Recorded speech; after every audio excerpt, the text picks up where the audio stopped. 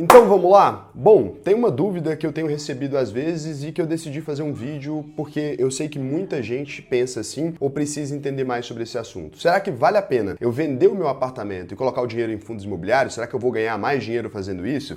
Será que eu conseguiria, por exemplo, vender o meu próprio apartamento, viver de aluguel e usar o lucro, né, dos fundos imobiliários ali para poder pagar esse aluguel e ainda me sobrar alguma coisa para fazer um reinvestimento, para aumentar o tamanho do meu patrimônio? E eu, que tenho vários imóveis ali, se eu vender esses imóveis, será que faz mais sentido do que eu manter esses imóveis alugados para os inquilinos ali? Todos esses cenários a gente vai abordar, cada um tem a sua particularidade, a vida é muito ampla para a gente responder isso a golpe de frase feita. Então, antes de mais nada, quem é Sardinha Raiz vai deixar aquele like na confiança. Se você não é um Sardinha Raiz ainda, segura a mãozinha aí. Por quê? Porque você não sabe se o vídeo vai ser bom ou não, né? Se ele realmente te agregar algum conhecimento que você não tinha, aí sim você vai deixar aqui o seu like, pode considerar se inscrever no canal. Eu não quero like por piedade.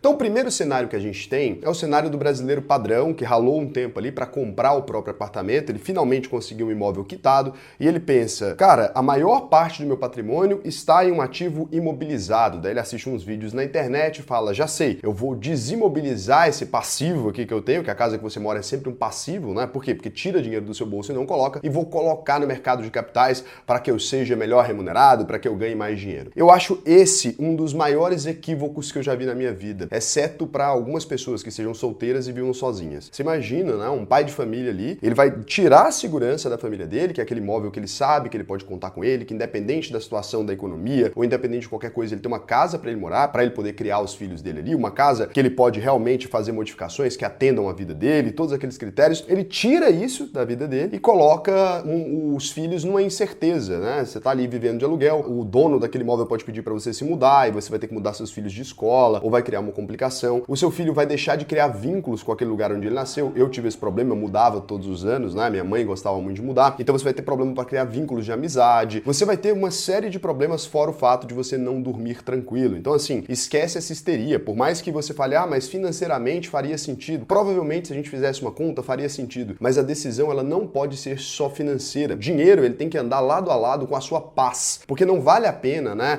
Você que se torna um investidor para ganhar mais qualidade de vida. Você se torna um investidor para ter mais sossego lá na frente. Você se torna um investidor para melhorar a sua vida de modo geral. Aí você toma uma decisão que, além de mudar a forma como você vai dormir, a sua tranquilidade em si, o seu índice de preocupação, porque você demorou muito tempo para comprar uma casa, você começa agora a preocupar a sua família toda, né? Você imagina você explicando isso para sua esposa. Não, amor, eu vendi a casa e coloquei em fundo imobiliário. E agora o fundo imobiliário está com queda de 20%. Como é que você vai falar isso, né? Mas a gente está tudo bem porque eu tenho a renda aqui dos fundos imobiliários. A sua esposa vai falar, você ficou louco. Se esse negócio parar de pagar mês que vem, a gente vai fazer o quê, né? Vou enfiar as crianças onde? No saguão do KNRI lá? Vou pegar lá o fundo no meio da Faria Lima e vou morar no fundo? Vou pegar meu colchão, chegar lá e falar, gente, eu vim morar aqui que eu sou dono do fundo. Que porra é essa? A gente precisa ter um pouco de sanidade. Eu vejo gente muito doida, o pessoal tá louco, emocionou, né? E é esse o perigo do mercado financeiro, porque a pessoa começa com uma coisa que é pra melhorar a vida dela, quando vai ver, vira um viciado louco por conta de um número a mais, 2% a mais, 3% a mais em troca de qualquer coisa, né? Em troca da minha paz, em troca do meu sossego. Deixa de invencionice, cara. Uma casa que você tem pra morar, que você, que é um pai de família ou uma mãe de família, você construiu sua casa, fica quieto, para de inventar moda. Você vai pegar todo o resto do seu dinheiro e vai colocar em investimentos, etc. Mas não a casa que você mora. Aí vem o outro cenário,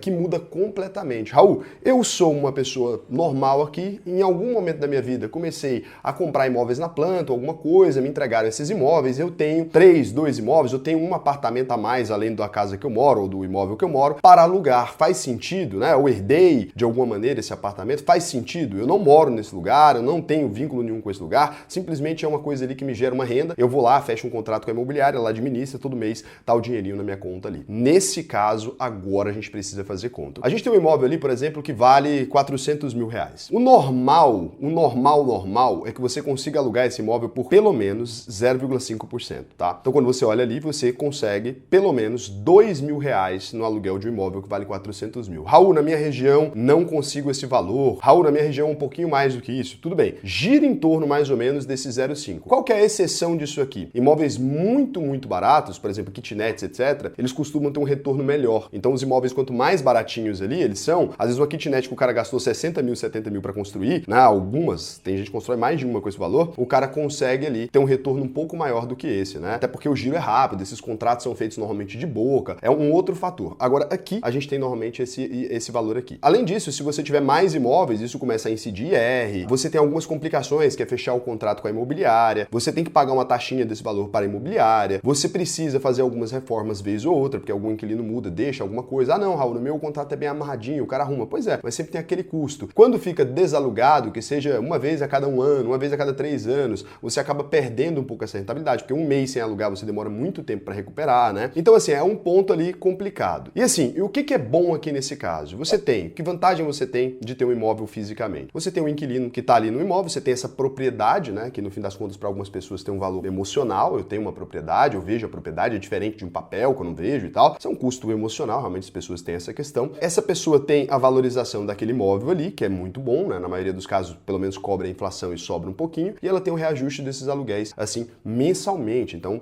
é um ponto muito interessante também. Agora, se a gente compara isso, então, com o fundo imobiliário, aqui muda um pouco a brincadeira, né? Quando a gente fala de fundo imobiliário, para comparar com apartamento, a gente não pode pegar fundo imobiliário de papel, a gente não pode pegar qualquer tipo de fundo imobiliário. A gente precisa pegar os fundos imobiliários de tijolo. O que é o fundo imobiliário de tijolo? É aquele que ele tem uma propriedade, a mesma coisa que o imóvel, ele tem um prédio ali, por exemplo, comercial. Com esse prédio comercial, ele aluga aquelas salas, ele pega o retorno desse aluguel e distribui aos cotistas, que são os donos daqueles fundos imobiliários. Você pode se tornar um aí, você tem fundos imobiliários a partir de R$180. Então será que vale a pena eu vender o meu imóvel e me tornar um cotista, em vez de ser dono de um imóvel? Aqui a gente tem uma diferença clara. Como esses imóveis estão nos melhores pontos do Brasil e são administrados por empresas muito mais eficientes com a pessoa alugando um apartamentozinho dela, normalmente eles têm um ganho muito maior nesse aluguel. Eles conseguem contratos mais duradouros, eles conseguem contratos mais estáveis, eles não têm uma dependência de um imóvel único, então dificilmente vai ficar tudo sem alugar. Se você escolher bem um fundo imobiliário, na hora que você vai investir esses 400 mil ali, você poderia escolher alguns fundos imobiliários, né? Ah, uma sala ficou sem alugar, não faz diferença nenhuma para um fundo imobiliário, os caras têm uma gestão de capital, então tem toda uma questão e é isento de imposto de renda. Isso aqui é uma das principais vantagens. Então, além de não ter nenhuma dor de cabeça, além de não ter que ir lá cobrar inquilino, ele não ter que pagar imobiliário, não ter que pagar nada, você paga a equipe de administração daquele fundo lá dentro mesmo das taxas, já está embutido, né? A hora que eles operam aquele imóvel ali, você tem uma equipe de gestores profissionais, você nunca vai nem saber, só tem um trabalho para fazer, declarar a rentabilidade que você recebeu no fim do ano. A renda é maior, Raul? Cara, costuma ser bem maior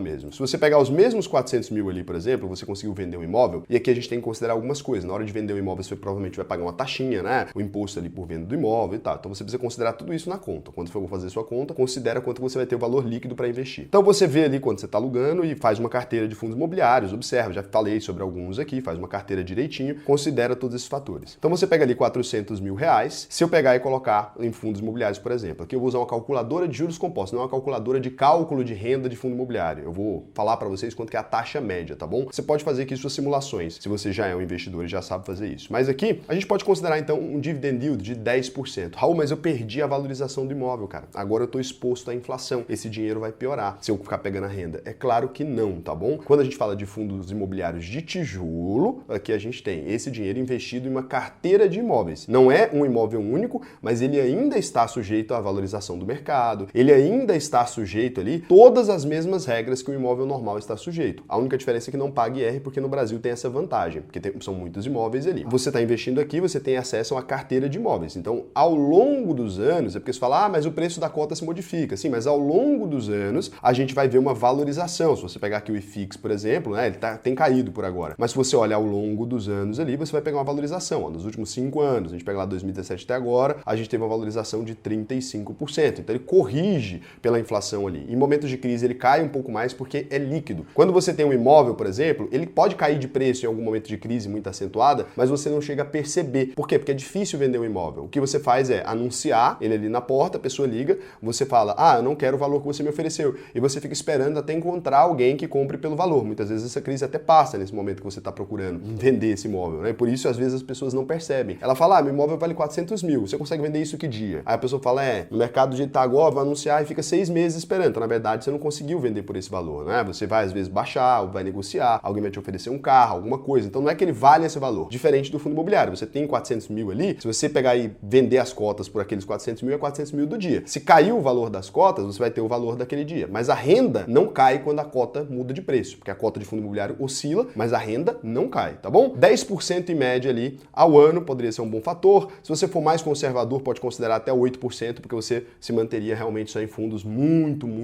estáveis ali. Se com um imóvel de 400 mil a gente conseguia 2 mil de aluguel, aqui a gente vai ter uma grande diferenciação. A gente vai ter R$ 3.189,66 mais ou menos, ou 2.700 e alguma coisa, dependendo do risco da sua carteira, ou até mais, se você quiser ir para um papel, alguma coisa, poderia chegar facilmente aqui a 4 mil, tá? Então você coloca ali, vai ter essa renda de 3.189 todo mês. Isso vai ser uma distribuição dos aluguéis ali. Não está perdendo o valor da propriedade se você gastar esse dinheiro, se você usar para viver. Se você usar para viver de renda, tá normal, tá mantendo ali o preço do seu patrimônio. Além disso, você está ali tendo a renda. Raul, o preço do meu patrimônio não está mantendo, porque oscila todos os dias. Sim, mas no longo prazo ele está se mantendo. A tendência é a valorização das cotas, como eu mostrei para vocês. Nesse caso, eu tive vários alunos que tomaram essa decisão, que tinham um imóvel, uma chácara, alguma coisa, e falaram, eu vou vender e vou investir. E essas pessoas hoje estão vivendo de renda, estão muito bem, estão aí bem tranquilas mesmo, tá? Inclusive, aqui no site até mostra, a gente vai conversar um pouco sobre isso nas lives do dia 19 e 20 de julho. A gente vai conversar tanto das oportunidades que tem agora, quanto fazer um passo a passo ali para quem está pensando em viver de renda. Não que você precise de 400 mil para começar, tá? É para qualquer pessoa. É claro que para quem já tem dinheiro, essa vida de renda vai começar muito mais fácil. Então a gente vai conversar sobre essas coisas no dia 19 e 20 de julho. Se você quiser vir aqui na calculadora, na hora que você simular, vai te convidar. E se você quiser ir direto, eu vou deixar um link aqui embaixo, né? Para você clicar. No primeiro comentário também vou deixar. E na descrição, vou deixar no começo da descrição para você entrar nesse evento, porque esse evento vai ser fechado, tá? Vou conversar aqui com vocês sobre essas oportunidades. Vai ser fechado para quem se inscreveu no evento e entrou no grupo do WhatsApp. Não adianta só se inscrever e não entrar no grupo do WhatsApp, tá? Depois da tela que pede seu e-mail e senha aqui, ó, como é que faz, né? A proposta.investidorsardinha.com.br, você vai clicar no link aqui embaixo, você vai colocar o seu nome, então, Raul Sena, vou colocar meu e-mail, @raul.com, né? Coloca seu e-mail aí. Depois chega uma mensagenzinha no seu e-mail, é legal você dar um ok lá também, mas aqui o que você precisa fazer é entrar nesse grupo de WhatsApp, tá? Aí você entra no grupo de WhatsApp e no dia do evento a gente vai mandar o link lá para você que está cadastrado no evento, tá bom? Depois que dá esse primeiro ok, você ainda precisa clicar em entrar na conversa aqui, é muito importante. Então eu espero que vocês tenham gostado do vídeo aqui, um beijão para vocês, espero vocês no evento, vai ser gratuito, você não paga nada para assistir, tá? A gente vai conversar um pouco mais sobre isso, até mais.